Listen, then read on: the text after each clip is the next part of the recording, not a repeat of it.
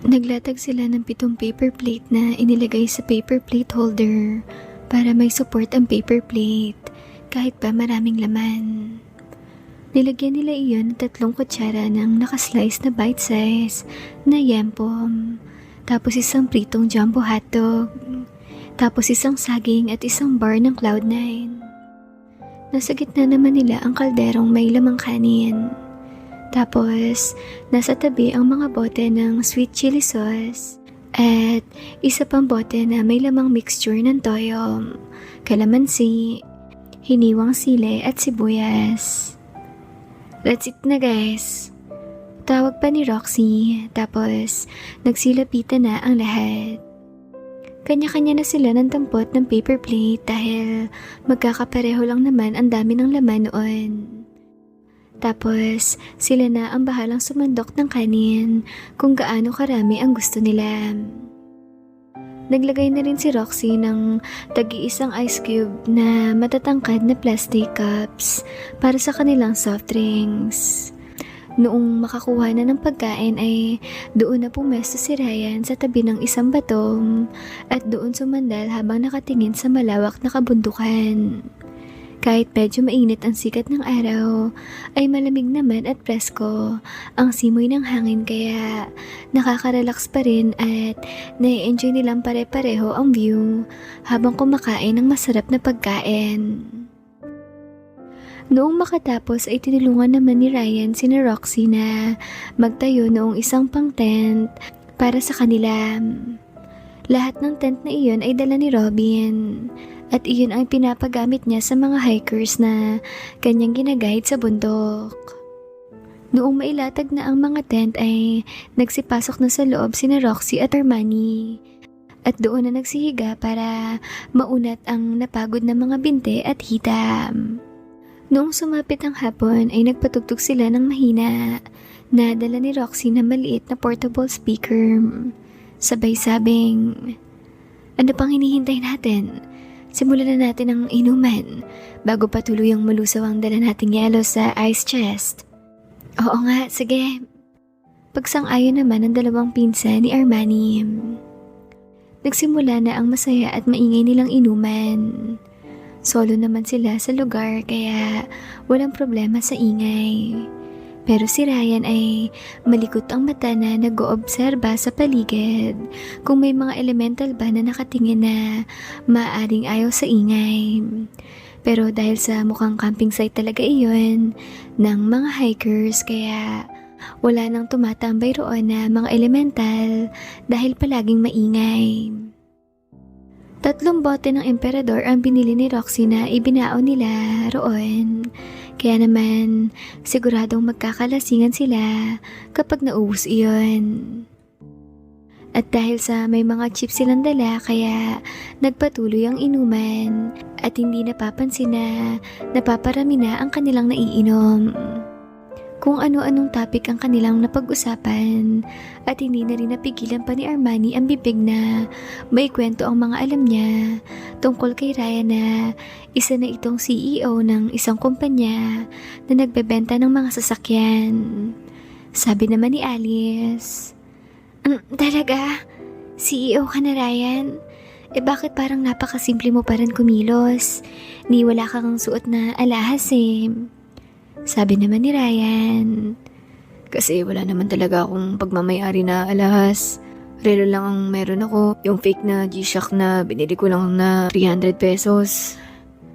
"Wow, grabe ka Ryan. Kung ako ang isang CEO, baka puro mamahalin na lang ang mga bagay at damit na dadampi sa balat ko." Dagdag ng dalagang si Ann. Sabi pa ni Ryan, Masyado naman kayong nagpapaniwala kay Armani. Hindi naman ako CEO. Administrator lang ako ni Tito Jake. Para kapag bumalik siya ng Luzon ay may babalikan pa rin siya."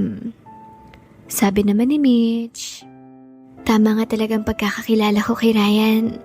Mula noong makapag-usap kami kaninang umaga, talagang masyado siyang mapagkumbaba sa lahat ng topic na pag-uusapan tungkol sa kanya." Sabi naman ni Alice, "Ako nga, tinanga ni Ryan eh. Ang galing ko pa sa pagtuturo sa kanya kung paano mag-gitara. Niyabangan ko pa nga na matatagalan siya bago matuto dahil kailangan ng mahabang practice. Tapos biglang tumugtog ng Hotel California. Ang bangis ng planking nga todo birit. Akala mo original acoustic version lang ang pinapakinggan ko. Wow, talaga. Napaka-multi-talented mo pala, Ryan. Nagbanda ka ba? Tanong naman ng dalagang si Anne. Ano ba kayo? Hindi naman pambandang style yun. Pang-inuman lang. Nako, pahambol ka na naman, Ryan eh. Wika naman ng dalagang si Alice. Nagpatuloy ang masayang kwentuhan at noong maubos ang 2 bote ng alak ay sinabi ni Roxy na tama na yun dahil lasing na siya. Lalo at hard talaga iyon. Sumang-ayon naman si Ryan dahil maging siya ay ramdam na rin ang pagkahilom pero hindi naman masasabing lasing na talaga siya. Nauna nang pumasok si Ryan sa isang bakanting tent. Inisip niya nga na si Roxy ang makakatabi niya roon. Pagkahiga niya lang ay agad na siyang nakatulog. Pero ilang oras pa lang siyang tulog ay nararamdaman niyang may gumagawa na ng masayang bagay sa ibaba. Noong una ay iniisip niya na baka si Roxy iyon. Subalit, kabisado niya ang amoy ng mamahaling pabango ni Roxy. Hindi katulad ng amoy na pabango ng babaeng kasama niya na amoy matamis na bulaklak. Hinawakan niya iyon sa balikat at hinila pa itaas. Shh! Huwag kang maingay, Ryan. Baka magising si Kuya. Ikaw yan? Hindi, si Michelle to. Ayan si siya ang next. Wika ng dalaga at noong kapain ni Ryan ang tabi niya, ay may isang dalaga pa ang nakahiga roon. Kayong dalawang narito? Oo, dahil tent namin itong pinasukan mo. Sige na, huwag ka nang maingay. Gawin na natin to para pare-pareho na tayong makatulog. Hindi makapiniwala si Ryan na dahil na rin sa tama ng alak. Kaya pakiramdam ni Ryan ay nakalutang na siya sa kawalan. Lalo at napakadilim din ng kapaligiran. Hindi na nga maalala ni Ryan kung papaano siya nakatapos. Basta nakatulog na lang siya after ng matinding mga kaganapan. Kinabukasan, maagang nagising si Ryan. Nagulat siya noong malingunan ang 2 dalaga na wala pang kahit ano at mahimbing ang tulog. Nataranta si Ryan dahil baka may magising pang iba at makita ang kalagayan ng 2. Kaya agad niyang tinapik ang mga iyon. Mitch, Ann, magsigising na kayo. Bakit hindi pa kayo nagbibihis? Wika pa ni Ryan. Doong maalimpungatan naman ang 2 ay pareho iyong napangitim. Sabi naman ni Anne, akala kasi namin uulitin pa natin pagkagising. Nababaliw na ba kayo? Disgrasya lang ang nangyari kagabi dahil lasing ako at kayo ang nagsimula. Kaya hindi na yun mauulit. Sus, kunwari ka pa. Nagustuhan mo rin naman. Wika naman ang dalagang si Mitch. Lumabas na ng tent si Ryan habang ang 2 naman ay nagsimula ng magbihes. Pagkalabas ni Ryan ay naglakad muna siya sa unahan para magbawas ng laman ng sikmura. Dala niya noon ang itak at wet wipes para may malinis na pamunas. Matapos magawa ang mga nais ay bumalik na si Ryan. Naabutan niyang nagpapainit na ng tubig sa butane stove si Robin. Naroon lang din sa harapan noon ang 2 dalagang kapatid, mga nakahawak sa ulo. Ilang saglit pa ay lumabas na rin sina Roxy, Armani at Alice mula sa isa pang tent. Sabi naman ni Armani, ang sakit ng ulo ko. Ay, lintik na hangover to. Dami ko rin kasing nainom eh. Oo, kami rin masakit ang ulo. Wika naman ni Mitch at Anne. Pumasok si Ryan sa tent nila Roxy dahil doon niya iniwan ang kanyang bag. Kinuha niya ang isang banig na paracetamol. Kumuha na siya agad ng isa at ininom. Tsaka siya lumabas. Hindi naman sobrang sakit ng ulo niya pero ramdam niya ang kaunting hangover. Matapos makainom ay muli na siyang lumabas at inabot sa mga kasama ang gamot. Oh, inuman nyo na yan ng paracetamol. Di naman yan mawawala kahit pa matulog kayo ng buong maghapon. Inuman nyo na agad para ma-enjoy nyo pang buong maghapon natin rito. Oo, pahingi nga ako.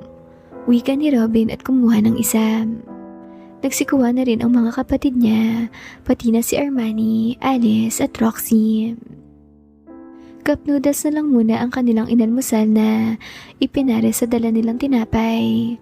Marami pa ang natirang yempo at balak nila na sa tanghalian na nila iyon iuulam. Noong matapos na sa pag-aalmusal, ay agad na rin silang nagligpit ng mga tent at mga gamit tsaka sila dahan-dahang bumaba sa bangin para makarating sa bahaging malapit sa isang maliit na falls. Makalipas ang kalahating oras ng dahan-dahan na pagbaba ay nakarating na sila sa kabatuhan. Tsaka naman sila naglakad patungo na sa falls. Wow, ang ganda naman rito. Kahit medyo maliit ang falls, malakas ang baksak ng tubig. Tara guys, sigo na tayo para tuluyan ng mawala ang hangover natin. Wika ni Roxy. Okay, sige. Sagot naman ng karamihan. Si Robby naman ay umupo lang muna sa may batuhan dahil tila inaantok pa ito at malakas pa rin ang hangover. Ganun din ang ginawa ni Ryan. Naupo lang siya sa gilid ng isang bato habang nagmamasid sa mga kadalagahan na masayang naliligo. Pasado 10:00 ay nagsiahon na ang mga kadalagahan. Nagugutom na sila sa kakaligom, kaya naisip nilang magmeryenda na lang muna noong soft drinks na ibinabad nila sa tubig para lumamig at ipapares iyon sa tinapay. Pero kakaahon pa lang nila nang makita nilang may 3 mga lalaki na mukhang mga barumbado ang dumating. Sabi pa noong isa na malaki ang katawan, maitim at may makapal na balbas. Aba, hindi ko alam na may grasya pala na naghihintay sa atin rito. Tamang-tamang dating natin Wika ng isa tapos lumapit na kay Mitch. Agad namang lumapit si Robin at sinaway ang lalaki. Teka lang pare, sino ba kayo? Ako si Robin, isa akong tour guide. Taga rito lang din ako. Wag naman sana kayong manggulo. Mga guest ko lang ang mga to. Itong dalawa naman ay mga kapatid kong. Respeto naman mga pare. Mabilis umangat ang kamay noong lalaki at sinampal si Robin at sa lakas ng persa noon ay napasubsob ang binata sa batuhan. Respeto ba ka mo? Tama ka. Kailangan mo rumispeto sa amin dahil teritoryo namin ito. At kahit sinong magpunta rito ay dapat sumusunod at magbigay kung ano man ang gusto namin. At ngayon ako na ang magsasabi. Gusto kong matikman ng mga dalagang kasama mo. Pare, wag. Maawa naman po kayo. Mga kapatid ko ang dalawang to. At mga pinsan namin ang iba. Wika pa ni Robin. Nakasilip lang si Ryan sa likod ng bato. Nasa katawan niya ang isang backpack na hindi niya iniiwan basta-basta. May nakahanda siya roon pang depensa na magagamit kung kinakailangan na. Noong makita niyang hinahawakan na ng 2 lalaki si Roxy, ay doon na siya naglakad ng dahan-dahan papalapit. Nagsalita na si Ryan. Mga pare, nakikiusap na ng maayos ang tour guide namin na huwag kayong manggulo. Baka naman pwedeng pag-usapan na lang natin to. Magkano ba ang pwede naming ibigay para lang umalis na kayo? Tayaan na lang kaming manatili rito. Hindi naman kami magtatagal. Mamayang mga alauna ay aalis na rin kami para umuwi na. Sabi naman noong lalaki na nagsisilbing leader ng 3. Ompong, Jarol, turuan nyo nga ng leksyon ng isang yan. Mukhang hindi rin alam ang salitang respeto Sabi naman ni Ryan. Mga pare, wag na kayong ganyan. Ayaw namin ng gulo at sakitan. Pakiusap pa ni Ryan na seryoso ang pakikiusap. Pagkalapit ng isa ay agad umangat ang kamay noon sa erem. Sabay suntok sa panga ni Ryan. Pero nagulat iyon dahil sinalo lang ni Ryan ang suntok niya. Sabay binali pabaliktad ang braso. As in, bali pabaliktad ang buto noon mula sa siko. Pumalahaw sa sakit ang lalaki at napalugmok sa batuhan habang nakahawak sa nabaling kamay. Ayop ka! Magbabayad ka sa ginawa mo sa kasama ko! Wika naman nung isa pa at naglabas na ng kutsilyo. Napatili ang mga kadalagahan noong makita ang kumikinang na kutsilyo na isasaksak na kay Ryan. Pero nasalo pa rin ni Ryan ang kamay na may hawak ng punyal at naagaw iyon. Sabay buong lakas na ibinaon sa hita ng lalaking iyon. Halos magliparan lahat ng ibon sa lakas ng palahaw noon dahil sa sobrang sakit. Sabi pa ni Ryan, Diba, nakiusap ako na ayaw ko ng sakitan. Pero gusto nyo, diba? E di, sige. Eto, enjoyin nyo ang sakit. Isusi pa natin. Wika ni Ryan at pinihit pa ang punyal paikot. Nag-ibayo pa ang lakas ng palahaw ng lalaking iyon dahil sa pag-ikot ni Ryan noong punyal. Mabilis tumakbo papalapit kay Ryan ang lalaking tumatayong leader ng grupo at agad bumitaw ng malakas na suntok. Inilagan naman iyon ni Ryan. Mukhang nakalimutan noong lalaki na nasa kaliwang kamay pa ni Ryan ang punyal na kasama niya. Binunot rin kasi iyon ni Ryan matapos isusi ng makailang beses sa sugat.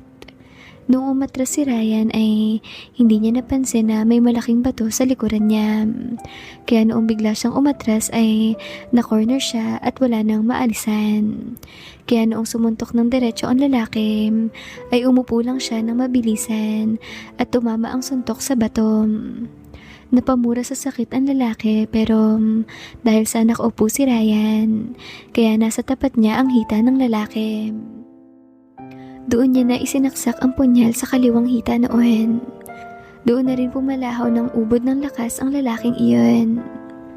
Binunot muli ni Ryan ang punyal at sa paa naman isinaksak. Tapos inikot-ikot. Umiyak nang umiyak ang lalaki na parang kinakatay na bakam dahil sa sobrang sakit noon. Ano, masarap diba? Ito ang gusto nyong sakitan. Sige, sino ngayon ang may-ari ng teritoryong ito? Kayo pa rin ba? Hindi na. Para ito sa lahat. Wika noong lalaki. Ngumiti si Ryan sabay sabing, Hindi, kay Asyong. sabi naman ng lalaki.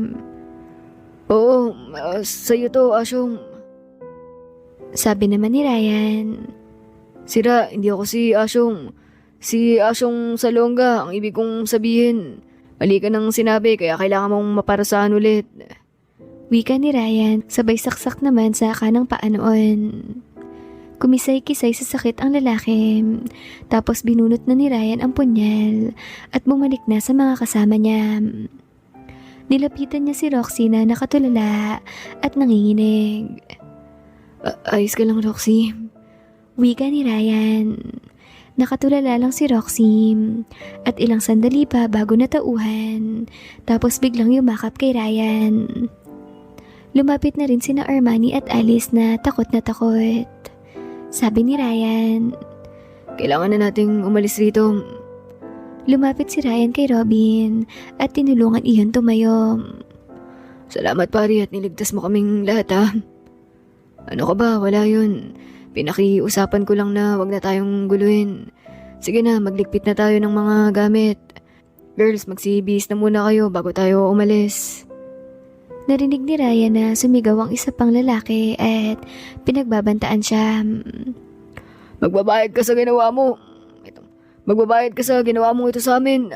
Hahanapin ka namin kahit sang lupalop ka pa magtago. Nag-init bigla ang tenga ni Ryan sa narinig, kaya muli niyang nilapitan iyon at sinabing, So hahanapin mo ako. E di sige, sabihin ko na sa'yo ang address ko. Kayomito Street sa Dagupan City. Hintayin kita ron. Magdala ka ng maraming kasama para sulit naman ang oras ko sa pagharap ko sa inyo. Wika ni Ryan sabay saksak sa isang paa noon at inikot-ikot pa ng makailang beses. Muling pumalahaw sa sakit ang lalaki. Hinawakan iyon ni Ryan sa buhok at piniga ng malakas, tsaka binulungan. Pasalamat ka. May kasama akong babae. Dahil kung wala, leeg nyo na ang hihiwain ko. Wika ni Ryan. At noong umatras ay nagpaiwan pa ng hiwa sa pulsuhan noon. Binato ni Ryan ang punyal noong lalaki papunta sa itaas na bangin. Tsaka nang lumapit sa mga kasama. Robin, i-report natin ang mga to sa barangay. Pagka-uwi natin na... Sabi naman ni Robin. Sigurado ka. Sila ang magmumukhang biktima sa ginawa mo sa kanila.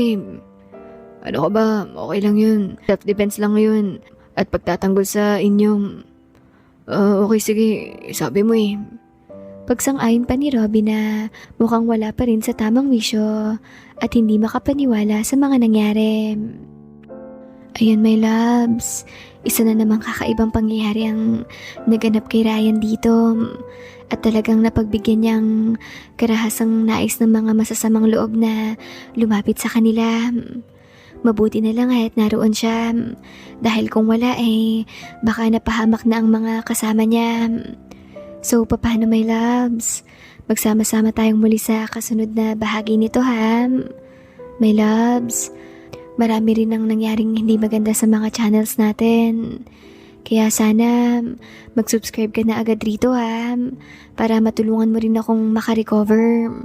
Lalo at bago ang channel nating ito. Salamat sa pakikinig my loves ha? Ingat ka palagi. Bye-bye!